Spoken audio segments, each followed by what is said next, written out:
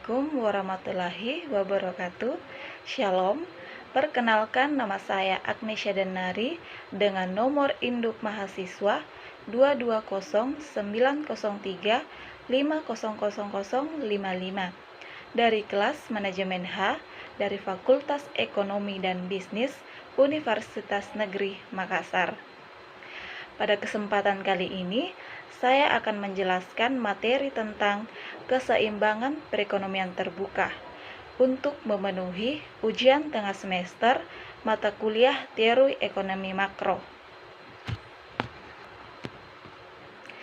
Yang pertama-tama yaitu definisi keseimbangan perekonomian terbuka.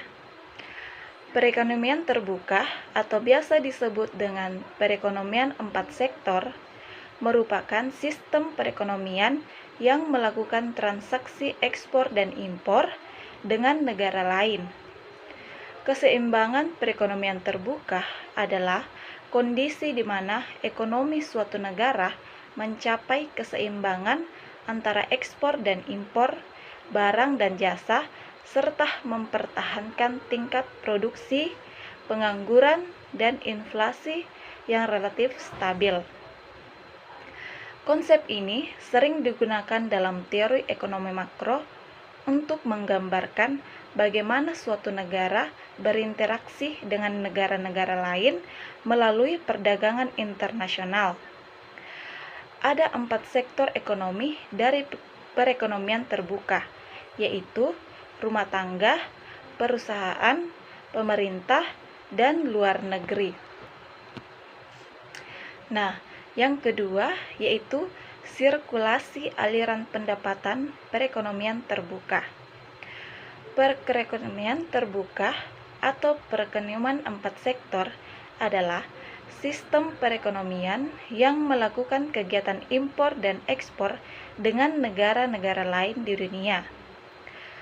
Sirkulasi aliran pendapatan dalam perekonomian terbuka mencakup pada bagaimana pendapatan mengalir di antara sektor-sektor ekonomi dalam suatu negara yang memiliki hubungan perdagangan internasional dengan negara lain. Dalam perekonomian terbuka, terdapat 2 akun utama yang mempengaruhi sirkulasi aliran pendapatan, yaitu akun berjalan dan akun modal. Dalam perekonomian terbuka, sektor perekonomian dibagi menjadi 4 kategori, yaitu rumah tangga, perusahaan, pemerintah, penanaman modal asing. Yang ketiga yaitu faktor-faktor yang menentukan ekspor dan impor. Yang pertama yaitu faktor-faktor yang menentukan ekspor. Jika negara lain menginginkan barang tersebut dan mereka tidak dapat memproduksinya, tidak dapat memenuhi permintaan lokal, yaitu suatu negara dapat mengekspor barang yang diproduksi ke negara tersebut, karena negara-negara yang tidak mampu memproduksi minyak bumi membeli produk-produk ini. Banyak negara Asia Tenggara yang mengekspor minyak bumi, karet, dan minyak sawit. Namun, negara-negara Asia Tenggara juga mengimpor barang-barang modal seperti pesawat terbang karena mereka tidak dapat memproduksinya di dalam negeri mereka sendiri. Yang kedua yaitu faktor-faktor yang menentukan impor. Pemerintah dan dunia usaha serta sektor lain mengimpor barang-barang yang dibuat di tempat lain. Sumber daya mentah dan produk modal diimpor oleh bisnis. Pemerintah juga menggunakan modal asing dan produk konsumen, sehingga keduanya mencapai hal yang sama. Namun, dalam penelitian ekonomi makro, rumah tangga dianggap sebagai pihak yang paling bertanggung jawab dalam mengimpor barang. Oleh karena itu, fungsi impor dan pendapatan nasional mempunyai keterkaitan yang sangat erat. Nah, yang ketiga yaitu keseimbangan pendapatan dalam perekonomian terbuka. Yang pertama yaitu syarat keseimbangan dalam perekonomian terbuka. Keseimbangan pendapatan nasional akan tercapai pada keadaan di mana penawaran agregat sama dengan pengeluaran agregat dan suntikan sama dengan bocoran. Penawaran dan pengeluaran agregat perekonomian terbuka. Dalam perekonomian terbuka, terdapat dua jenis produk yang diperdagangkan secara lokal, yaitu produk yang diimpor dari luar negeri dan produk yang diproduksi di dalam negeri, dan menutupi pendapatan nasional yang disimbolkan dengan Y. Dalam perekonomian terbuka, pendapatan nasional yaitu disimbolkan dengan Y dan impor yang disimbolkan dengan M merupakan total pasokan di AS dalam pemasaran. Jadi dapat dirumuskan AS sama dengan Y tambah M. Berikutnya, suntikan dan bocoran dalam perekonomian terbuka. Keseimbangan pendapatan nasional dalam perekonomian terbuka dicapai dengan metode pendekatan kebocoran dengan ketentuan sebagai berikut. I tambah G tambah X sama dengan S ditambah T ditambah M. Yang kedua, perubahan keseimbangan.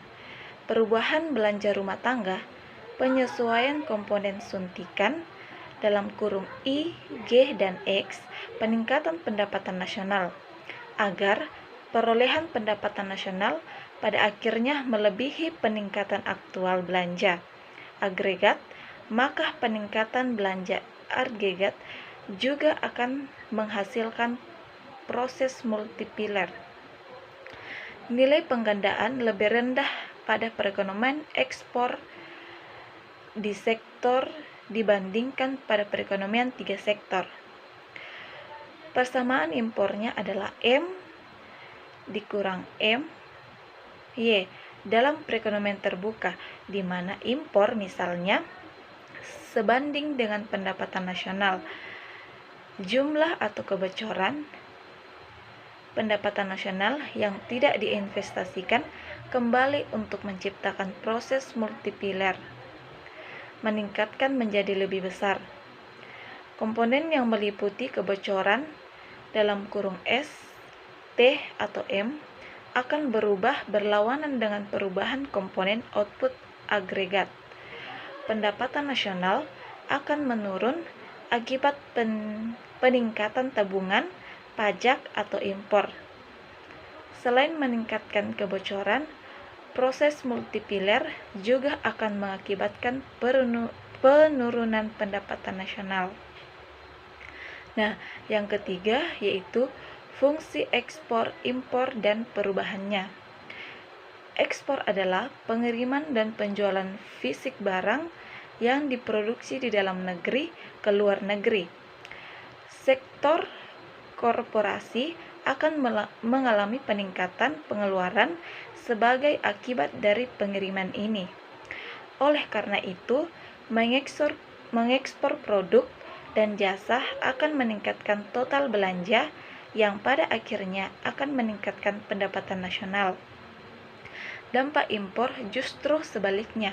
Secara fisik, impor adalah perolehan dan pengenalan produk dari negara lain ke pasar. Keluarnya atau bocornya belanja konsumen dari sektor dalam negeri ke dunia usaha akan diakibatkan oleh pergerakan produk tersebut. Pendapatan negara yang bisa diraih akan berkurang akibat kebocoran ini. Dengan memperhatikan hal ini, dapat dilihat bagaimana antara ekspor dan impor serta dampak pendapatan nasional. Terdapat ekspor neto telah berubah. Jika hasil bersih positif, maka agregat bisnis dalam perekonomian akan meningkat. Situasi ini akan meningkatkan pendapatan nasional dan tingkat lapangan kerja. Nah, jadi fungsi ekspor yaitu grafik atau kurva yang menggambarkan hubungan antara ekspor dan pendapatan nasional. sumbu datar sejajar dengan fungsi ekspor horizontal. Sifat ini disebabkan oleh fakta bahwa ekspor merupakan pengeluaran independen, yang berarti bahwa pendapatan nasional tidak ada hubungannya dengan pengeluaran tersebut. Nah, fungsi impor yaitu grafik atau kurva yang menggambarkan hubungan antara impor dan pendapatan nasional karena sifat impor yang berbanding terbalik dengan pendapatan nasional. Maka fungsi impor bergeser ke kanan atas. Nah, kesimpulan yang bisa saya ambil dalam materi yaitu keseimbangan perekonomian terbuka adalah kondisi di mana perekonomian suatu negara mencapai keseimbangan antara ekspor dan impor, serta investasi dan tabungan.